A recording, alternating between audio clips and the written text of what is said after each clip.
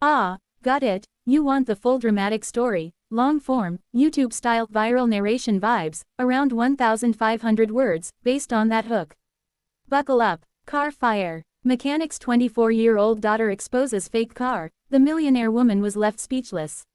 When the cherry red 1967 Shelby GT500, Eleanor, rolled into the dusty lot of Hank's auto and body, heads turned instantly. The engine purred like a big cat. The paint gleamed under the noon sun, flawless and mirror deep. Even people who didn't know cars could tell, this thing was special. Behind the wheel sat Veronica Steele, a self-made millionaire known across 3 states for her elite car collection. Real estate mogul, auction darling, the kind of woman whose sunglasses cost more than most people's rent. She stepped out confidently, heels clicking against the cracked concrete, already smiling. "I was told you're the best classic mechanic in the county," she said, glancing around the modest garage with thinly veiled amusement. "I want a full inspection. Top to bottom." From beneath a lifted pickup, Hank Miller, grease-stained and nearing 60, wiped his hands and nodded. "You're in the right place." Veronica smirked. "Good, because this car," she rested a manicured hand on the hood, "is worth over $3 million. A low whistle rippled through the small crowd that had gathered. Hank didn't react, but someone else did. From the office doorway stepped Lena Miller, Hank's 24-year-old daughter. She wore worn jeans, steel-toe boots, and a faded band tee. Her hair was pulled back in a messy ponytail, her face smudged with oil. She'd been rebuilding a carburetor when she heard the engine roll in. Her eyes locked onto the car, and something in her expression changed. "That's interesting." Veronica noticed Lena staring. "Like what you see?" Veronica asked lightly. Lena didn't smile. "It's interesting," she repeated, circling the car slowly. Veronica laughed. "Careful, that's an original Eleanor, one of 11 surviving." Lena stopped at the rear quarter panel. She crouched, ran her fingers under the lip. Hank frowned. "Lena, Dad," she said quietly, still looking. "Who restored this?" Veronica's smile tightened. "Excuse me, who did the restoration?" Lena asked again, standing now. "And where did you buy it?" Veronica crossed her arms. "I bought it at a private auction in Scottsdale. Verified, certified, every document sealed." Lena nodded slowly. "Mind if I pop the hood?" Veronica hesitated. "Just a beat. That's what you're here for, isn't it?" The first crack. The hood lifted. The crowd leaned in. At first glance, everything looked perfect. Too perfect. Lena frowned. "Dad," she said, pointing.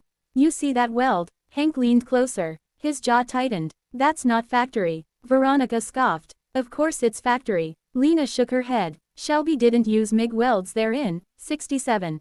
They used spot welding. Sloppier. This is modern." Silence crept in. "That doesn't mean anything," Veronica snapped. "Restorations happen." Lena smiled slightly. "True, except this part." She tapped the engine mount.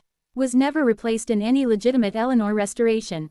Ever." Veronica's confidence flickered. "And the VIN plate," Lena continued, moving to the front. "You see how the rivets are round?" Hank inhaled sharply. "They should be rosette rivets," Lena said. "These are from Home Depot." A murmur rippled through the onlookers. Veronica's face flushed. "That's ridiculous." Lena met her gaze calmly. "You want me to stop?" Veronica swallowed. "No." The moment everything changed. Lena slid under the car with a flashlight. Seconds passed. Then, "Oh wow," Lena said softly. She rolled back out. "Frame stamping doesn't match the VIN," she said. "Not even close. This chassis is from a '68 Fastback.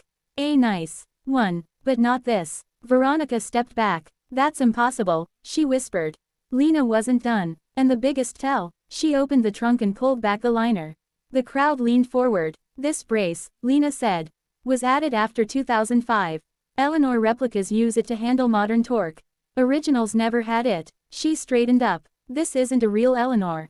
Dead silence. Speechless. Veronica's mouth opened. Nothing came out. Her knees visibly weakened. She grabbed the edge of the car for support.